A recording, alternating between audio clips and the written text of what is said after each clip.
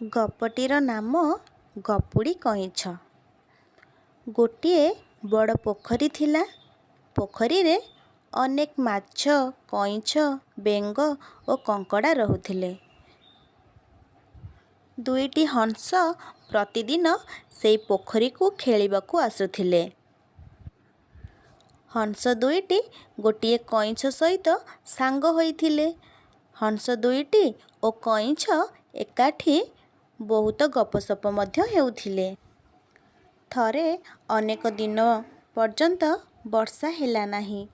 ନଈ, ନାଳ, ପୋଖରୀରୁ ସବୁ ପାଣି ଶୁଖିଗଲା। ପୋଖରୀରୁ ପାଣି ଶୁଖିଯିବାରୁ ତିନି ବନ୍ଧୁ ବଡ଼ ଚିନ୍ତାରେ ପଡ଼ିଲେ। ହଂସମାନଙ୍କର ଡେଣା ଅଛି, ସେମାନେ ସିନା ଉଡ଼ି ଚାଲିଯିବେ, ହେଲେ କଇଁଛ ବିଚରା କ'ଣ କରିବ? ଶେଷରେ ସେମାନେ ଗୋଟିଏ ଉପାୟ କଲେ। ହଂସ ଯୋଡ଼ିକ ଖଣ୍ଡେ ବାଡ଼ି ଆଣିଲେ। ବାଡ଼ିର ଦୁଇ ମୁଣ୍ଡକୁ ହଂସ ଦୁଇଟି କାମୁଡ଼ି ଧରିଲେ। ବାଡ଼ି ଖଣ୍ଡକର ମଝିକୁ କଇଁଛ କାମୁଡ଼ି ଧରିଲା। ହଂସମାନେ ଗୋଟିଏ ବଡ଼ ପୋଖରୀ ଆଡ଼କୁ ଉଡ଼ି ଉଡ଼ି ଗଲେ। ସେମାନେ ଯାଉ ଯାଉ ବାଟରେ ଗୋଟିଏ ପଡ଼ିଆ ପଡ଼ିଲା। ପଡ଼ିଆରେ ଗାଈଆଳ ପିଲାମାନେ ଗାଈ ଚରାଉଥିଲେ। ଆକାଶରେ କଇଁଛଟିଏ ଯାଉଥିବା ଦେଖି ସେମାନେ ତାଳି ମାରି ପାଟିକଲେ।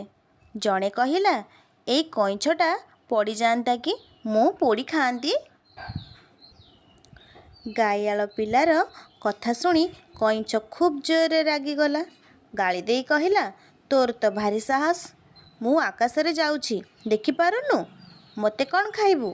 ପାଉଁଶ ଖା।" କଇଁଛ ଗାଳି ଦେଇ କଥା କହିବାରୁ ବାଡ଼ିରୁ ତା ପାଟି ଖସିଗଲା। ସେ ତଳେ ପଡ଼ି ମରିଗଲା। ପିଲାମାନେ ତାଳି ମାରି ଖୁସିରେ ଘରକୁ ଫେରିଲେ।